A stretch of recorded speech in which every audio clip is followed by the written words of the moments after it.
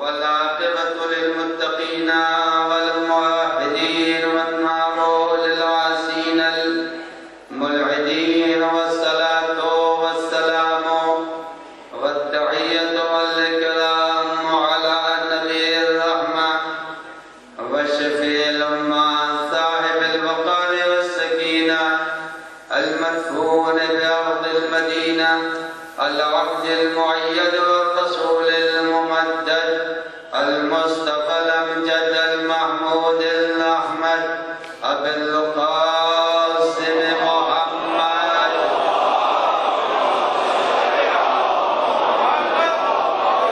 وعلى ابن أمه ووزيره ووصيه وخليفته نور الأنوار حجج الجبار والد الأئمة الأطهار قسيم الجنة والنار المولود في البيت ذي الأستار إمام المشارق والمغارب الذي حبه فرض على الحاضر والغائب غالب كل غالب علي بن أبي طالب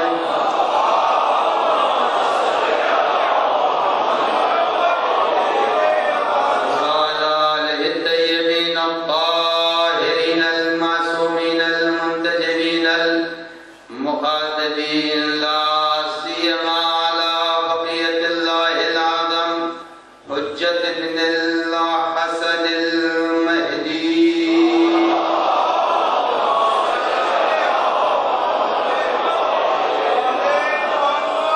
روحي وأرواح العالمين له الفداء واللعنة الدائمة الباقية على أعدائهم أجمعين من يومنا هذا إلى قيام يوم الدين. أما بعد فقد قال الله الحكيم في كتابه الكريم بسم الله الرحمن الرحيم والسماء ذات الحبك إنكم لفي قول مختلف. صلوات محمد.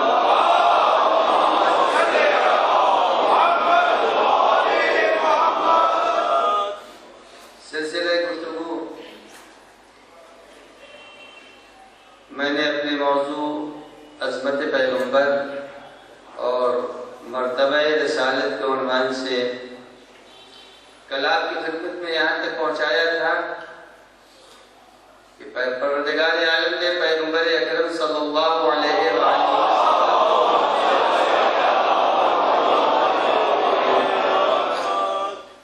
بعنوان بشر ہمارے درمیان نہیں لے جاتا، اس لیے کہ بشر اسے کہتے ہیں جو جمادات کے انتہائی اعلیٰ منزل پہ پہنچ جائے. اور اس سلسلے میں نے آپ کی خدمت میں کل عرض کیا تھا کہ جمادات اس سے بہتر نباتات، اس سے بہتر حیوانات، اس سے بہتر انسان. یہ میں نے آپ کے سامنے کل فلسفے کے اعتبار سے جو منطق و فلسفوں میں پڑھایا جاتا ہے اس رخ سے میں نے پیش کیا تھا. قرآن مجید نے اسے ایک آیت میں پیش کر دیا ہے. قرآن مجید ارشاد فرما رہا ہے کہ بدع خلق الانسان من طین، ہم نے انسان کو مٹی سے پیدا کیا. یہ بیان قرآن ہے کہ ہم نے انسان کو مٹی سے پیدا کیا. تو یہ مٹی سے پیدا ہونے والا انسان ترقی کرتے کرتے کرتے کرتے اتنا پہنچا کہ اسے بشر کہا جانے لگا. تو انسان مٹی ہی سے پیدا ہوا ہے، اور جب انسان مٹی سے پیدا ہوا ہے تو مٹی سے پیدا ہونے والا بشر ہوا کرتا ہے. اور اللہ نے پیغمبر کو جب پیدا کیا تو مٹی سے پیدا نہیں کیا ہے، نور سے پیدا کیا ہے. تو جو نور سے پیدا ہوگا، لفظ بشر اگر بولا بھی جائے گا تو حقیقت کے طور پر نہیں بولا جائے گا، مجاز کے طور پر بولا جائے گا. اور عزیزو یہ یاد رکھیے، یہ اللہ نے پیغمبر اکرم صلی اللہ علیہ وآلہ وسلم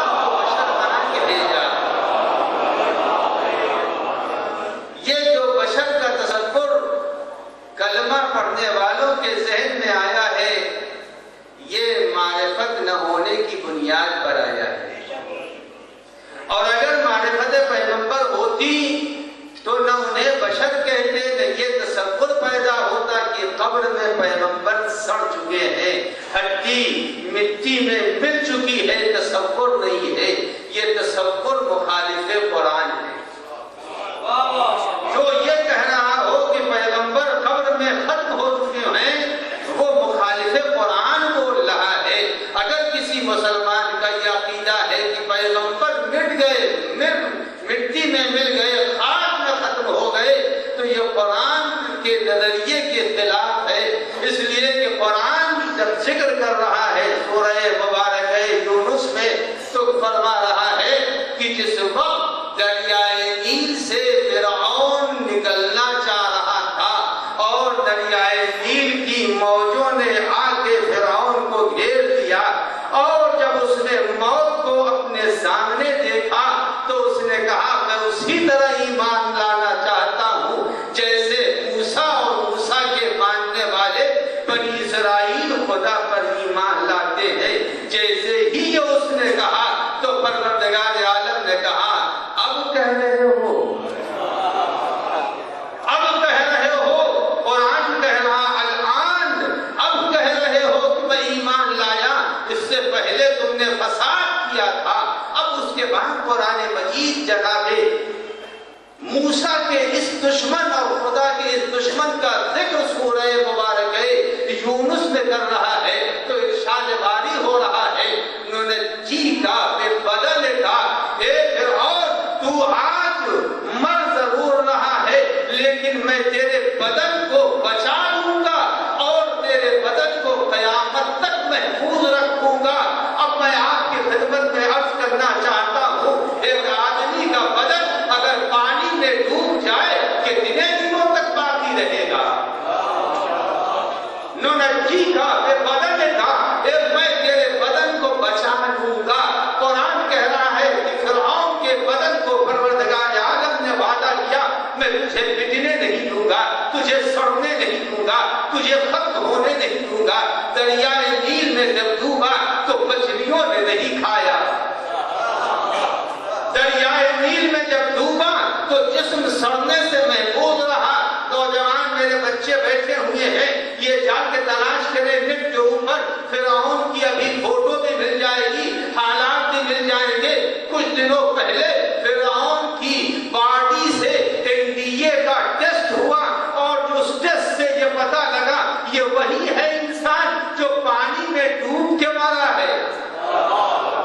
DNA سے انسان کا پتہ لگایا، DNA سے کہ آیا یہ وہی ہے یا نہیں۔ آپ جا کے دیکھیں تو جس فرعون کو پروردگار عالم نے دریا کی گہرائیوں میں لاش کو محفوظ رکھا، برسوں کے بعد سطح آگ پر لایا اور آج بھی وہ میوزیم میں لاش محفوظ ہے۔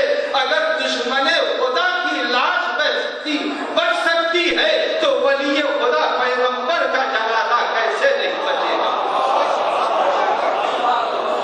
صلوات پڑھ محمد وعلی۔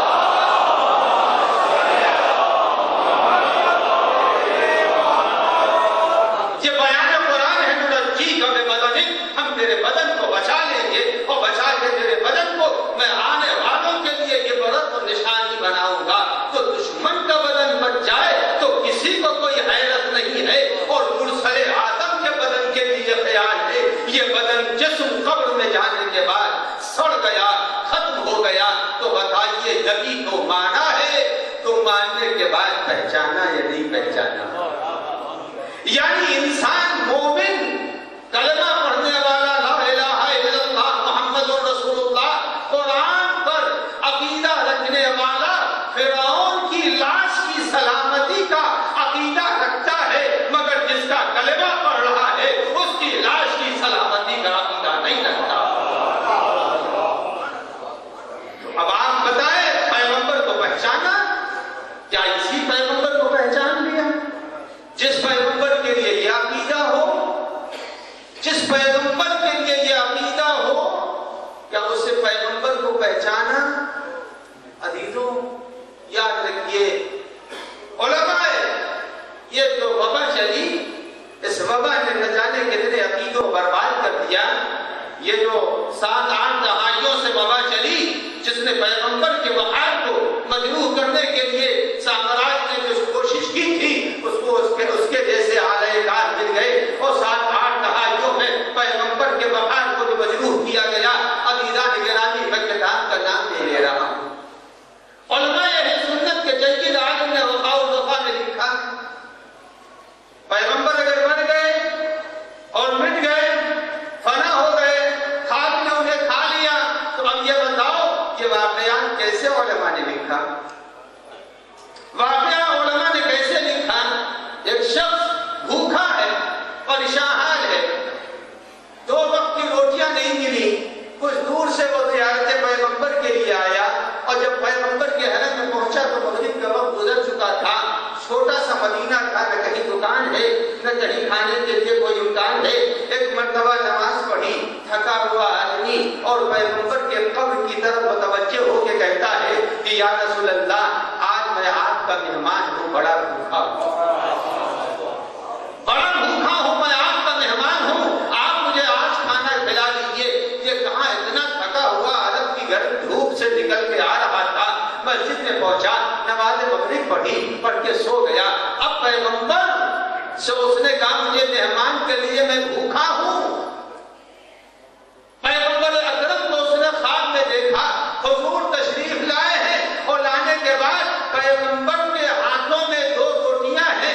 ایک روٹی پیغمبر کو اس نے دی بھوکا تھا جلدی یوں بھی عرب بدو ہوتے ہیں بڑے بڑے لقمے کھانا شروع کر دیا. ایک روٹی کھا گیا دوسری روٹی کے چند لقمے اس نے کھائے تھے آنکھ اس کی کھل گئی. اب جو اس نے آنکھ کھلی تو دیکھا کہ ایک روٹی کا جتنا لقمہ کھا چکا ہے جتنا باقی ہے وہ اس کے ہاتھ میں موجود ہے اس کے ہاتھ میں موجود ہے.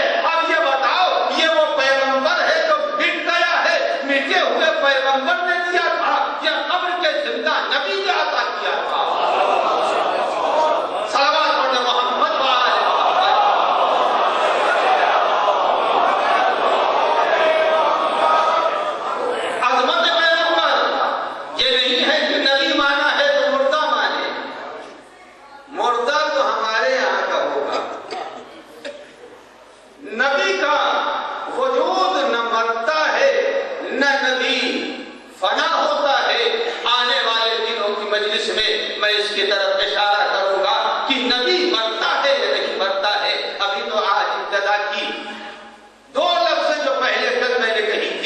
نبی کو بشر کہا آیا عقیدہ بشر عقیدہ اسلام ہے آیا بشر کہنا عقیدہ قرآن ہے آیا اب بشر کہنا نبی کو مرضی پروردگار عالم ہے. عزیزان گرامی قرآن مجید ارشاد فرما رہا ہے کہ جب پیغمبر نے اسلام کی دعوت دی تو دعوت اسلام نبی کے بعد کفار قریش نے مکے کے کافروں نے مکے کے بت پرستوں نے مکے کے 360 خداؤں کے پجاریوں نے پیغمبر کے لیے کہا. قرآن مجید فرما رہا ہے قالو کس نے یہ قالو کس کے لیے ہے؟ قالو کفار مکہ کے لیے ہے. کہاں کفار مکہ کہہ رہے ہیں یہ ہمارے ہی جیسا ایک بشر ہے لہذا جو نبی کو بشر کہے گا. کل میں نے کہا تھا نوح کے ماننے والے نہیں نوح کا مخالف نوح نبی کو وہ بشر کہہ رہا تھا.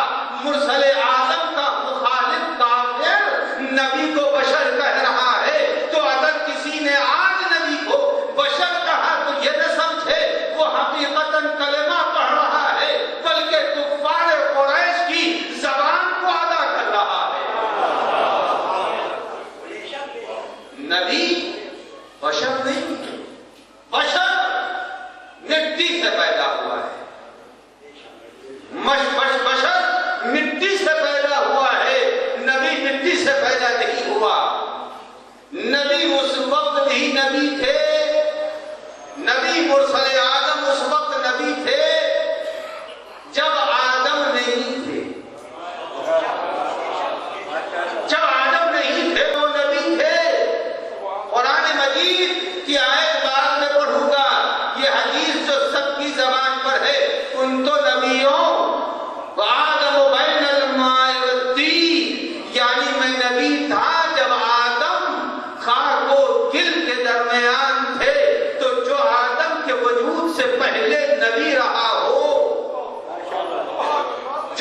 کے وجود سے پہلے نبی رہا ہو، اس کو تم یہ کہہ رہے ہو کہ جو نبی ہے، کیا دنیا میں کسی نے یہ دیکھا ہے اللہ نے اپنا منصبدار جاہل بنایا ہو؟ جب اللہ نے عالم نور میں نبی بنایا تھا، تو جب نبی عالم نور میں بنا دیا تو عزیزان گرامی، جو عالم نور میں نبی تھا، آدم سے پہلے نبی تھا، اس نبی کا ذکر قرآن مجید کر رہا ہے۔ قرآن مجید سورہ مبارکہ اسراء میں کر رہا ہے۔ قرآن مجید پیغمبر کا، ان کے وجود کا ذکر کہ پیغمبر کب سے ہے اس کا کسی کو علم نہیں ہے۔ پیغمبر کا وجود اس لیے کہ ہم نے جو سال بنائے ہیں اپنے سورج کے اعتبار سے بنائے ہیں، اپنے سورج کے اعتبار سے ہم نے سال بنائے ہیں، لیکن جب یہ سورج تھا نہیں تو خدا نے سال کیسے طے کیا یہ تو خدا بہتر جانتا ہے۔ اسی کو امیر المومنین نے نہج البلاغہ میں بیان کیا ہے۔ حضرت فرما رہے ہیں کہ اللہ نے ابلیس کی ہزاروں برس کی عبادت کو نامنظور کر دیا، اس لیے کہ ابلیس نے مرضی خدا کے مطابق آدم کو نہیں پہچانا۔ اس کے بعد فرماتے ہیں کہ نہ جانے وہ کون سے سال تھے، زمین والا سال تھا یا آسمانوں والا سال۔ اس کے بعد عزیزان گرامی، پروردگار عالم ارشاد فرما رہا ہے، جناب آدم کی خدمت کا تذکرہ کرتے ہوئے ابلیس سے پوچھ رہا ہے باری تعالیٰ کہ لما منعک لما خلقت بیدی، اے ابلیس یہ بتا تم نے آدم کا سجدہ کیوں نہیں کیا؟ ماں منعک، آدم کا سجدہ تم نے کیوں نہیں کیا؟ اچھا کیوں نہیں تم نے کیا؟ لما خلقت بیدی، اس کا سجدہ تم نے نہیں کیا، کیا معنی ہو گیا؟ جس کو میں نے لما خلقت بیدی، جس کو میں نے اپنی قوت و قدرت سے پیدا کیا ہے۔ اب آپ اندازہ لگائیں خدا نے کیا پوچھا کہ اے ابلیس تو نے سجدہ کیوں نہیں کیا؟ جس کو میں نے اپنی قوت و قدرت سے پیدا کیا ہے۔ اس کے بعد جو جملہ پروردگار عالم نے قرآن مجید میں رکھا ہے وہ عجیب و غریب جملہ ہے۔ قرآن کیا کہہ رہا ہے؟ استکبرت، اے ابلیس گھمنڈ ہو گیا ہے تجھ کو، تجھے تکبر ہو گیا ہے، کیوں نہیں تو نے سجدہ کیا؟ ام کنت من العالی، کیا تو بھی بڑے لوگوں میں ہو گیا ہے؟ پتہ چلا خلقت آدم کے وقت کچھ ایسے بڑے پائے جا رہے تھے جن کو حکم سجدہ نہیں دیا گیا تھا۔ عزیزوں کو کون عالم تھے؟ اگر اللہ کو ایک مراد لینا ہوتا تو کہہ دیتا تھا ام کنت من العالی، کیا تو بڑوں میں ہے؟ مگر کہا ام کنت من العالی، معلوم ہوا کچھ ایسے بڑے تھے جن کو سجدہ آدم کا حکم نہیں تھا۔ اسی کو تو پیغمبر نے کہا ہے جب آدم خلق کیے جا رہے تھے ہم بھی پائے جا رہے تھے، علی بھی پائے جا رہے تھے، زہرا بھی پائی جا رہی تھی، حسنین بھی پائے جا رہے تھے، صحابہ اکبر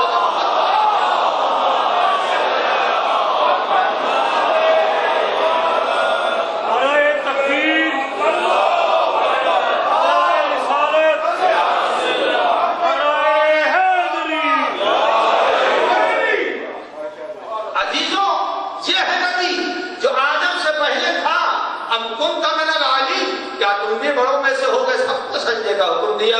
آپ سورہ مبارکہ حجر میں جا کے دیکھیں، پروردگار عالم نے کہا سارے ملائکہ کو حکم دیا، کہا نہیں مگر کچھ وہ ہیں جن کو حکم نہیں دیا گیا، سجدے کا حکم نہیں دیا گیا۔ وہ کون ذات تھی؟ وہ ذات حدیثیں بتا رہی ہے ام کنت من العالی، وہ بڑے کون تھے؟ وہ نور محمد مصطفیٰ تھا، نور محمد و آل محمد علیہ السلام تھا، جن کو اللہ نے حکم سجدہ نہیں کیا۔ سب سجدہ آدم کو کریں گے، سب سجدہ آدم کو کریں گے، مگر عالی نہیں کریں گے۔ تو یہ عالی کا تصور پہلے ماننا پڑے گا، قرآن کی روح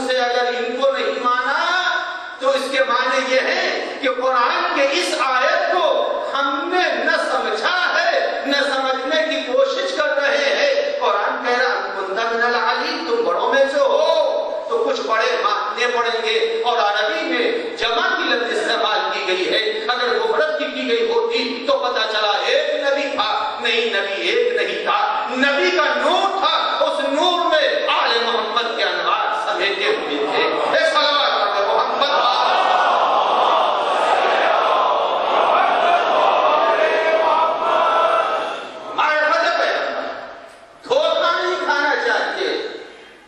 بشر کے معنی جو میں نے ذکر کیے تھے کہ بشر اسے کہتے ہیں جو بشر ظاہری چیز کو کہتے ہیں. یہ بتائیے ابلیس نے آدم کو پہچانا یا نہیں پہچانا؟ اس نے تو کہا کہ نہیں، میں سجدہ نہیں کروں گا. تو نے اس کو مٹی سے پیدا کیا اور مجھ کو آگ سے پیدا کیا، اور آگ مٹی سے افضل ہوا کرتی ہے. ابھی تو ابلیس کا قیاس آج چل رہا ہے، قیاس ابلیس چل رہا ہے. ابلیس نے کیا کہا؟ تو نے اس کو مٹی سے پیدا کیا، مجھے آگ سے پیدا کیا. ابھی تو یہ بتائیے آگ پیدا کائے سے ہوتی ہے؟ قرآن کریم کی آیت ہے الذی جعل لکم من الشجر الاخضر نارا. قرآن مجید کہہ رہا ہے کہ آگ لکڑیوں سے پیدا ہوتی ہے. یہ ہماری مجبوری ہے کہ ہم سوکھی لکڑیوں سے آگ پیدا کر لیتے ہیں. الذی جعل لکم من الشجر الاخضر نارا. اللہ وہ ہے جو ہری شاخوں سے آگ کو پیدا کر دیتا ہے. یہ ہماری مجبوری ہے. ہم سوکھی لکڑیوں سے آگ کو جلاتے ہیں اور آگ روشن کرتے ہیں. خدا کے لیے مجبوری نہیں ہے. اللہ ہری شاخوں سے بھی آگ پیدا کر دے گا. اور یہی نہیں، آگ کے ذہن عالی میں ہوگا وہ آئے کریمہ جو جناب ابراہیم کے لیے ہے کیا نارو کونی بردوں و سلام علی ابراہیم. اے آگ تو گلزار ہو جا. یعنی دنیا کے پھول حرارت سے مرجھا جایا کرتے ہیں، لیکن وہی آتش نمرود تھی جس کے ارد گرد رب العزت نے بہترین بڑے بڑے تر و تازہ پھول اگا دیے. خدا وہ ہے جو انگاروں میں پھول اگاتا ہے. خدا وہ ہے جو تر لکڑیوں سے آگ روشن کرتا ہے. ایک صلوات پڑھیں محمد والے.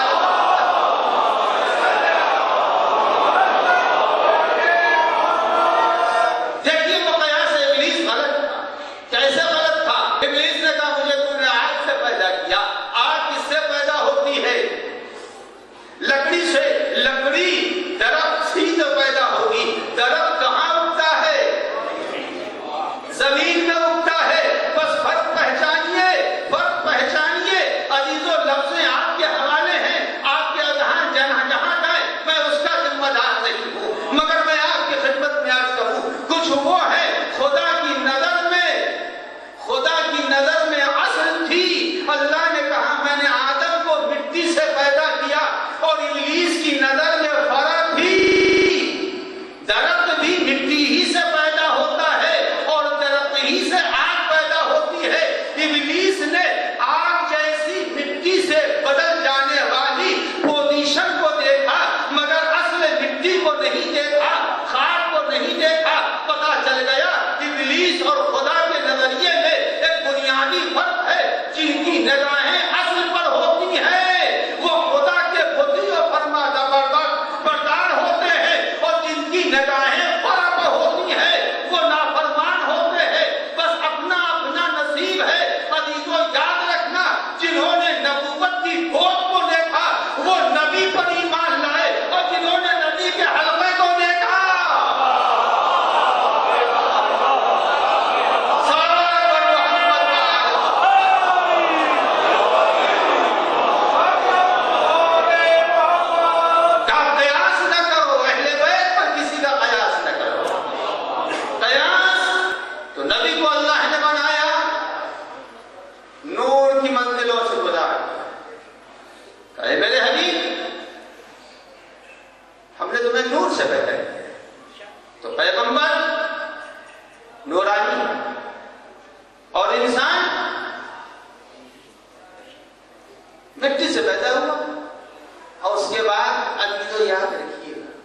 ایک عجیب و غریب عجیب لفظ ہے چونکہ قرآن کی ہے، مائی مہین، ہم نے تم کو نہایت گندے اور بدبودار پانی سے قطرے سے پیدا کیا ہے۔ یہ ہے وہ انسان جو ایک بدبودار قطرے سے پیدا ہوا ہے۔ پروردگار عالم نے روز اول اسی مسئلے کو ختم کرنے کے لیے فرمایا تھا کہ میں نے پیغمبر کو اپنے نور سے پیدا کیا، اور نبی نے کہا اول ما خلق اللہ۔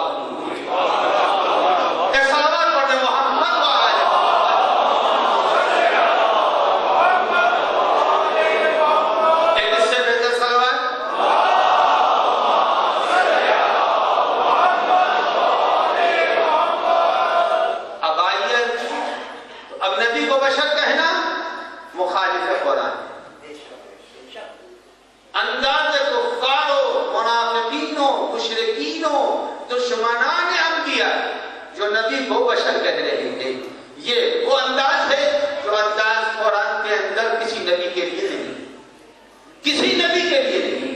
اب آئیے، اگر نبی بشر ہوتے، پیغمبر کے بڑے ارکان قرآن مجید میں ذکر کر دیے گئے ہیں، ایک بھی کوئی دکھا دے کہ اللہ نے نبی کو یا ایھا الرسول کہا، یا ایھا النبی کہا، یا ایھا المزمل کہا، یا ایھا المدثر کہا؟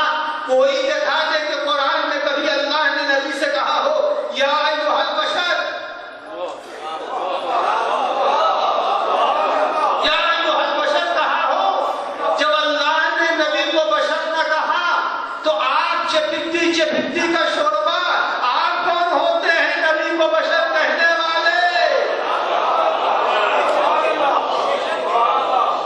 جس نے نبی کو پیدا کیا وہ نہیں کہہ رہا ہے، تو آپ دور سے تماشا دیکھنے والے نبی کو بشر کہہ رہے ہیں۔ تو عزیزوں، پیغمبر کو خدا نے تو نہیں کہا، جب خدا نے نہیں کہا تو ہم کیسے کہہ سکتے ہیں؟ ہم کو کیا حق ہے کہ ہم پیغمبر کو کہیں کہ یہ نبی بشر ہے؟ اللہ نے آدم کی پیدائش کے وقت دو جملے استعمال کیے۔ پہلا مرحلہ، ابلیس سے پوچھا ما منعک ان تسجد لما خلقت بیدی، جس کو میں نے اپنے ید سے پیدا کیا، یدیا، اور یہ فقط ہمارا ہی فرقہ ہے جو قرآن میں خدا کے تجسم کا قائل نہیں۔ ہمارا عقیدہ یہ ہے، ہم اہل بیت کے ماننے والوں کا عقیدہ ہے کہ خدا جسم نہیں رکھتا، جسم رکھتا ہی نہیں، جسم ہی نہیں۔ آج ٹی وی پر سب کی تفسیر آ رہی تھی، تو ایک بہت بڑے عالم تھے جو اس وقت اب نہیں رہ گئے، ان کا ویڈیو لگا ہوا تھا، انہوں نے کہا کہ اللہ آئے گا اور اسی قیامت کے دن اسی زمین پر آئے گا۔ جس کسی نے دیکھا ہوگا ان کے اذہان پہنچ گئے، خدا آئے گا اسی زمین کے اوپر۔ اب یہ بتائیے، جس کا خدا زمین پر آ رہا ہوگا تو اگر زمین فلسطین پر آئے گا تو مکہ خالی ہوگا، اگر مکے میں آئے گا تو ہندوستان خالی ہوگا، اگر ہندوستان میں آئے گا تو پاکستان خالی ہوگا۔ تو جس کا خدا کسی جگہ میں معین ہوگا، وہ اپنے خدا کو جو نہ پہچان رہا ہو، وہ نبی کو کیا پہچانے گا؟ وہ کیا نبی کو پہچانے گا جو خدا کو نہیں پہچانتا؟ ابھی تو یاد رکھنا کہ ید کے معنی کبھی ہاتھ کے نہیں ہوتے، اسی لیے اس نے کہا ید کے معنی ہوتے ہیں قدرت۔ ماں منع کا کیا معنی ہوا؟ جس کو میں نے اپنے قدرت سے پیدا کیا ہے، قدرت سے جس کو میں نے پیدا کیا ہے اس کو میں سجدہ کیوں نہیں کیا؟ تو اب یاد رکھیے گا، میں نبی اکرم کا ذکر کر رہا ہوں، نبی کا ذکر چھوڑیے، پہلے آدم کی منزلت کو پہچانیے، نبی کو چھوڑیے، پہلے آدم کو۔ قرآن نے کہا میں نے اس کو اپنے دست قدرت سے پیدا کیا ہے۔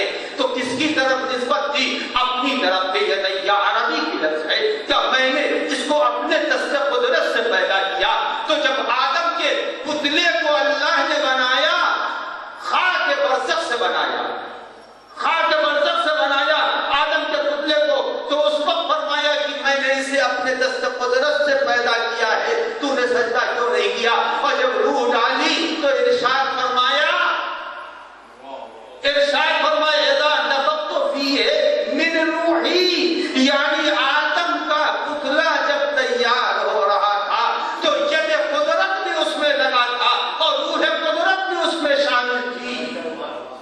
اب عزیزو یاد رکھیے کہ انبیاء میں قدرت الہی ہے، حقیقت انبیاء سمجھ میں آئے گی۔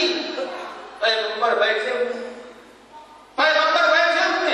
اور نبی اکرم سے آ کے یہودیوں نے سوال کیا، نبی سے سوال کر رہے ہیں، یسألونک عن الروح قل الروح من امر ربی۔ آیت آپ نے سنی ہے، آیا یہودی، اس نے اپنی کتابوں میں پڑھا تھا، یہودی بھی ہے اور عیسائی بھی ہے، دونوں آئے اور آنے کے بعد پیغمبر سے کہتے ہیں کہ یا رسول اللہ، یہ ہم رسول اللہ کہہ رہے، وہ نہیں کہہ رہے۔ انہوں نے آ کے پوچھا کہ یہ بتائیے روح کیا ہے، روح ہے کیا؟ پیغمبر خاموش۔ جبرائیل آ گئے اور جبرائیل نے کہا ہے پیغمبر یسألونک عن الروح، یہ لوگ آپ سے روح کا سوال کر رہے ہیں، قل الروح من امر ربی، روح امر الہی ہے، روح امر الہی ہے۔ اب یہی سے مسئلہ حل ہو گیا، مسئلہ حل ہو گیا۔ قرآن مجید کہتا ہے الا لہ الخلق والامر، اللہ وہ ہے جو عالم خلق کا پیدا کرنے والا ہے اور عالم امر کا پیدا کرنے والا ہے۔ عزیزان گرامی ذرا توجہ چاہیے، آپ حضرات کی بزرگ سنتے رہتے ہیں، میں جوانوں کو چاہتا ہوں عظمت پیغمبر پر چاہتا ہوں، صلوات محمد والے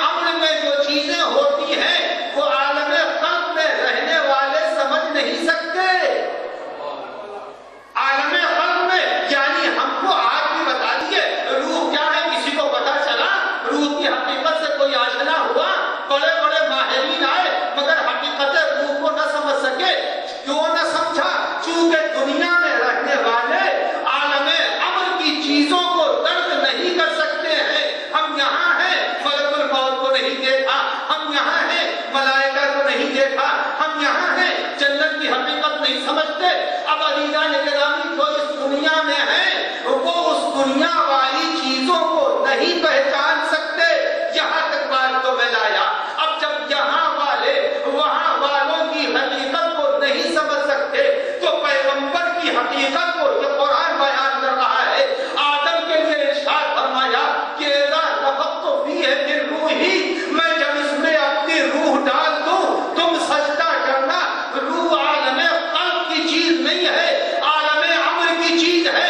جو حقیقت روح نہ سمجھے گا وہ خالق روح کو نہیں سمجھے گا، وہ پروردگار روح کو بھی نہیں سمجھے گا.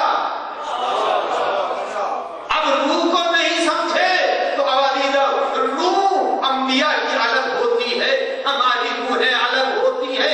ہماری روحیں اور ہیں، انبیاء کی روح الگ ہے. تو جب روح کو نہیں سمجھ سکے، آدم کی حقیقت سے جو بے خبر ہے، وہ فخر آدم کی حقیقت کو کیا سمجھے گا؟ ایک سوال پڑھے محمد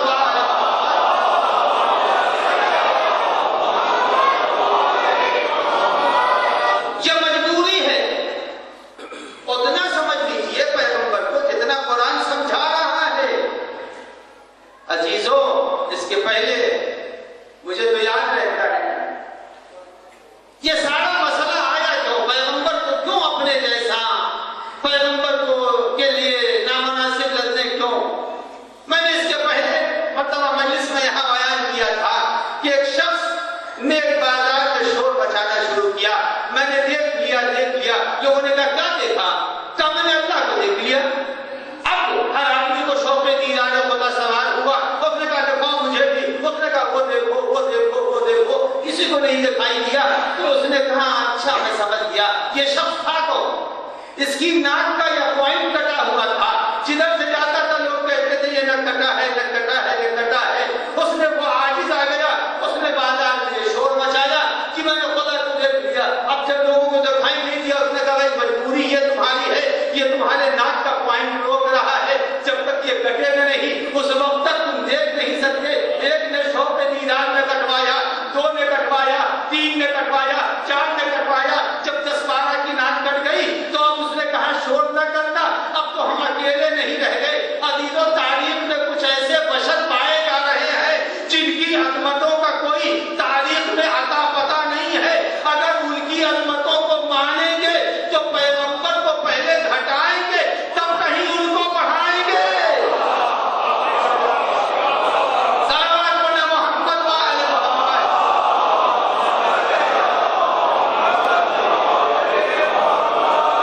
اگر پیغمبر کو حقیقی شکل میں پہچان لیا تو پھر وہ تو کسی کھانے کے نہیں ہے.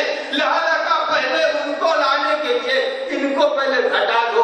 جب یہ گھٹ جائیں گے تو وہ ان کی حیثیت معلوم ہو جائے گی. عزیزان گرامی، پیغمبر کو پروردگار عالم نے بشر نہیں بنایا ہے. پیغمبر کو اللہ نے ہمارے جیسا نہیں بنایا، ہمارے جیسا نہیں بنایا ہے. یہ ہماری مجبوری ہے. گورنمنٹ گھروں تک ننگا وائر دے سکتی تھی مگر اس نے ننگا وائر نہیں دیا. اس کے اوپر پلاسٹک کا کور چڑھا کے دیا، اس لیے کہ اگر تم تک جائے گی تو تم جل جاؤ گے. اگر معمولی نور کے اوپر ایک کور چڑھا کے ہماری حکومتیں دے رہی ہے تو اس نور مجسم کو جب خالق نے بھیجا تو پیکر جسم دے کے بھیجا. صلوات پڑھیں محمد و آل محمد.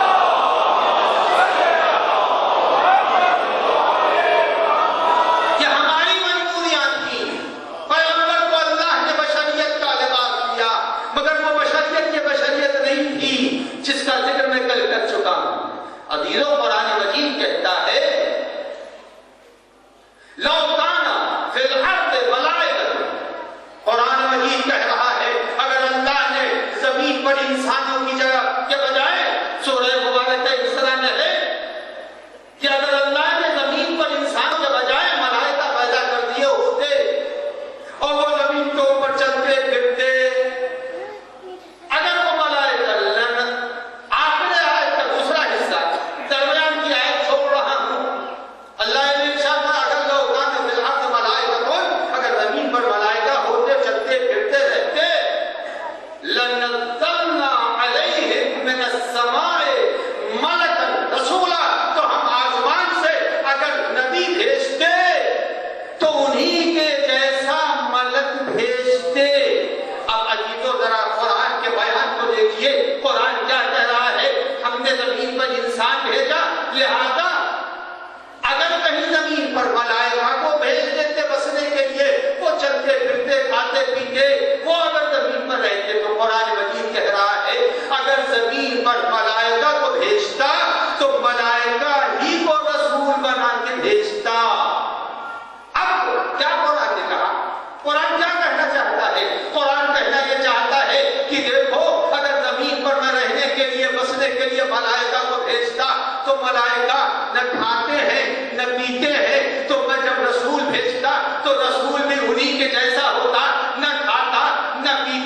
ملائکہ نہ خستہ ہوتے نہ تھکتے، اگر میں رسول بھیجتا تو انہی کے جیسا رسول بھیجتا، نہ تھکتا نہ سوتا۔ اگر ملائکہ کو زمین پر بساتا، ملائکہ شادی نہیں کرتے، جو ان کا رسول ہوتا وہ بھی نہ شادی کرتا۔ ملائکہ کو کھانے کی ضرورت نہیں ہے، اگر ان کا رسول ہوتا تو وہ بھی نہ کھاتا۔ پتہ چلا اللہ نے ملک کو زمین پر نہیں بھیجا، اگر بھیجتا تو رسول بھی ویسا ہی بھیجتا۔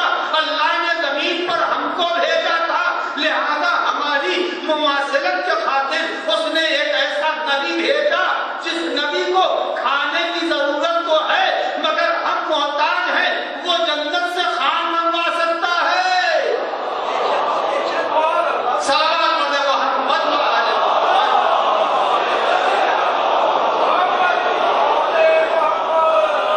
نبی کا مرتبہ اللہ نے اتنا بنایا اور اس کو بتایا کہ دیکھو تم نبی کو پہچان لو۔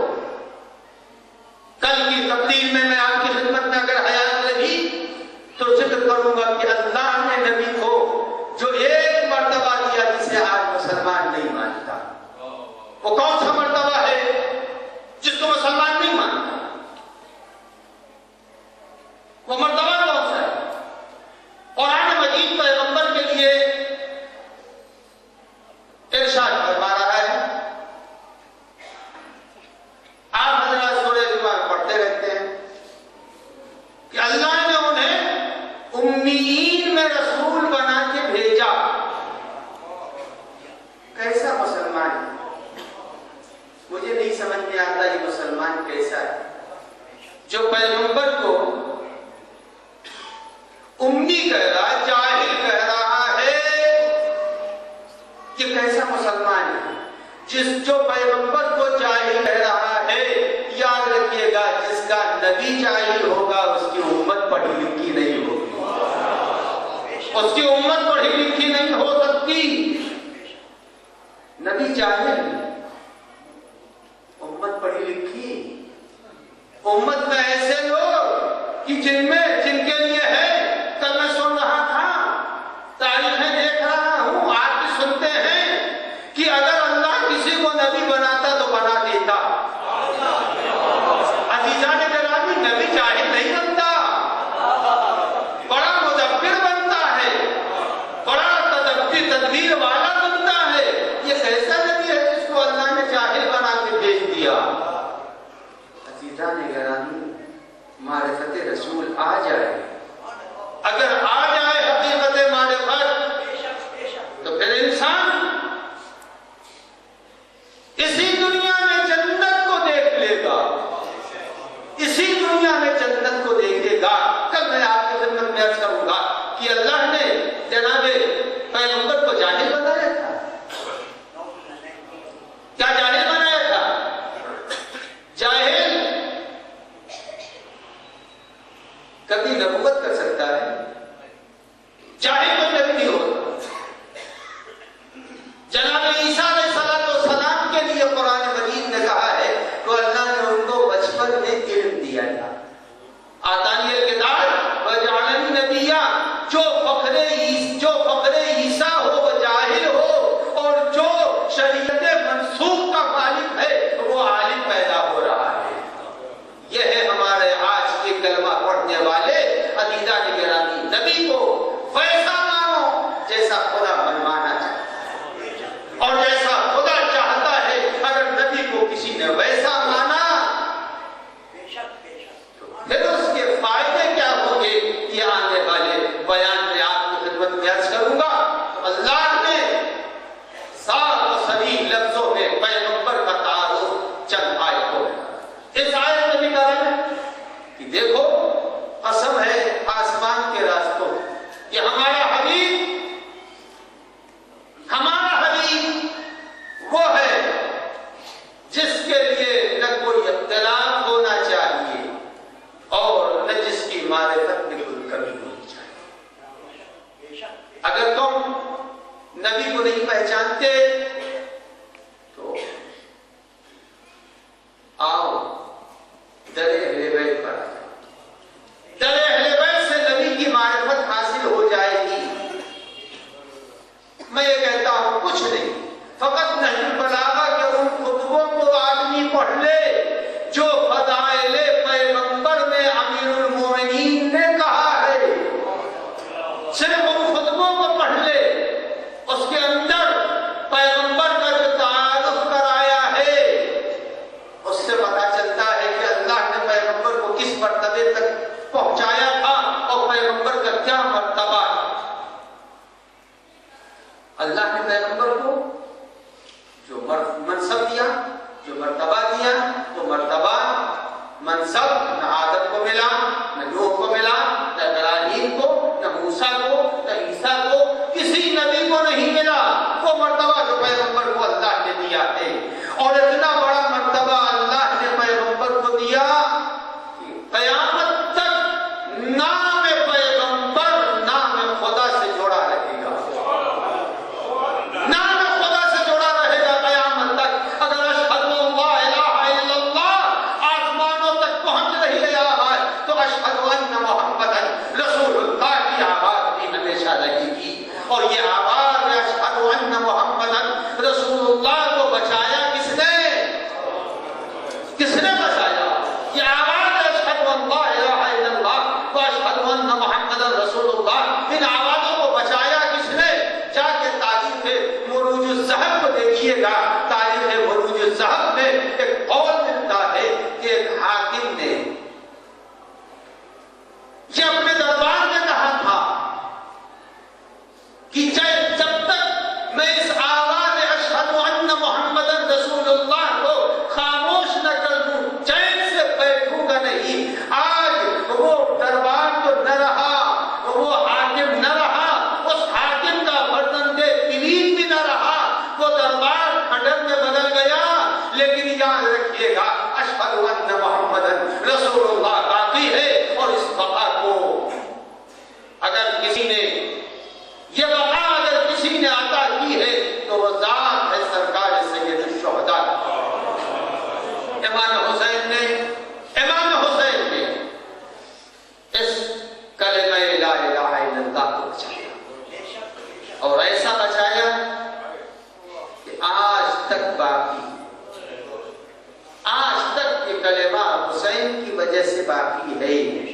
امام حسین علیہ السلام اسی کلمے کی حفاظت کے لیے امام نے فرمایا میں نانا کے دین کی حفاظت کے لیے نکلتا ہوں۔ حسین سرزمین کربلا پر پہنچ رہے، سرزمین کربلا پر حسین کی آمد آج دوسری محرم ہے۔ عزیزان گرامی، آج قافلہ اپنی آخری منزل تک پہنچ گیا، جو مدینے سے نکلا تھا وہ آج کربلا پہنچ گیا۔ بس ذرا سا اشارہ کروں گا آپ کے رونے کے لیے کہ یہ قافلہ جب کل مدینے سے نکل رہا تھا تو مقتل کے اندر ایک روایت دیکھی ہے، وہ روایت